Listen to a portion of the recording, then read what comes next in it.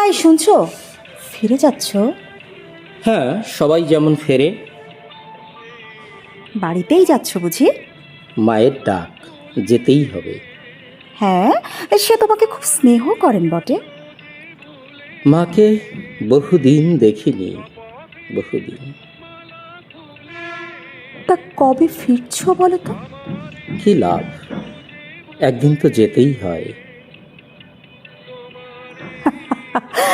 ভুলে যেতে চাও? মনে রেখেছে কেউ? কেন বলো তো?